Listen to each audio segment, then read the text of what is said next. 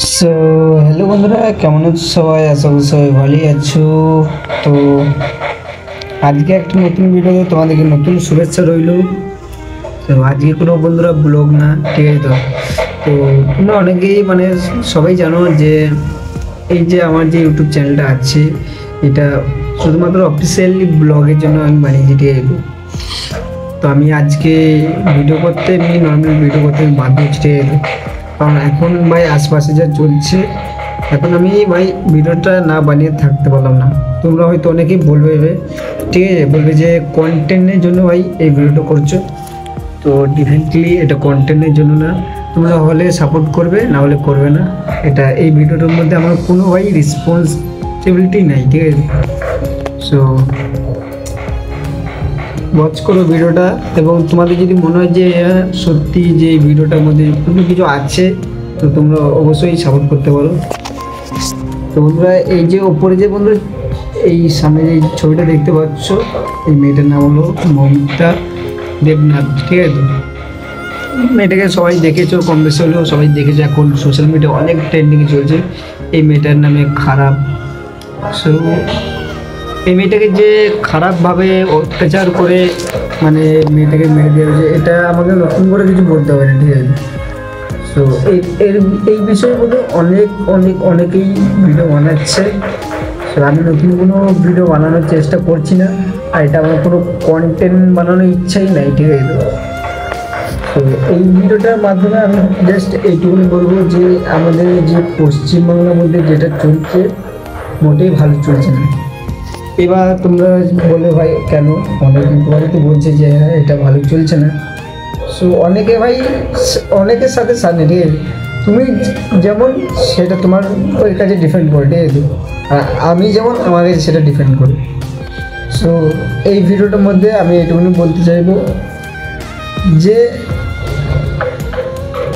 এই যে আজকে এই মেয়েটার সাথে এই ঘটনাটা হয়েছে, ঠিক আছে? ব্যাকগ্রাউন্ড ছবিটা তুমি দেখতেই পাচ্ছ। এই মেয়েটার সাথে যে আজকে এরকম ঘটনাটা হচ্ছে, কালকে অন্যজনের সাথে কি হবে না গ্যারান্টি, কি হবে না গ্যারান্টি কেউ কি দিতে পারবে আমাকে? কেউ দিতে পারবে না। এই ভরসা কেউ দিতে পারবে না যে কালকে এই মেয়েটার সাথে কিছু খারাপ আজকে হয়েছে, ঠিক আছে, তো কালকে হবে না এমন কোনো গ্যারান্টি নেই। সো এটা আমি কেন বলছি, কারণ এটা বলার আমার রিজন আছে, ঠিক আছে? এটা আমি বলছি যে আমি কারণ অনেক আগে থেকেই সোশ্যাল মিডিয়ায় অ্যাক্টিভ থাকি, দিয়ে দাও। তো আমি আগে কোনো ভিডিও বানাতাম না, এখন রিসেন্টলি আমি চ্যানেল খুলেছি আমার। সো আজকে বলতে যে এই মেয়েটার সাথে যে নতুন কোনো ঘটনা হয়েছে এমনটা নয়, আগেও হয়েছে।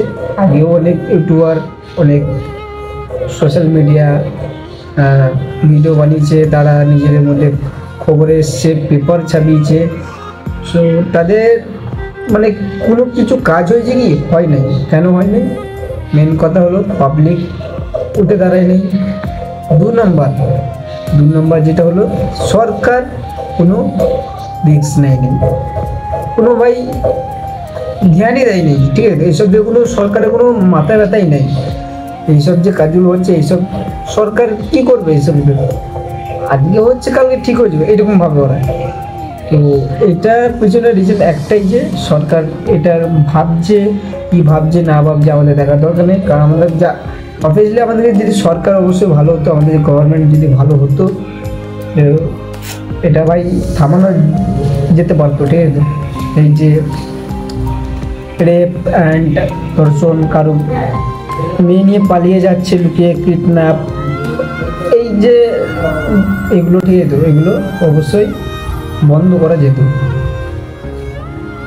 সো এটা পেছনে রিজন হলো যে আমাদের মেন কথা গভর্নমেন্ট ভালো না, সরকার ভালো না, আর পাবলিক তো মোটেই উঠে দাঁড়ায় না, জাস্টিস চাই না, আন্দোলন করতেও চাই না।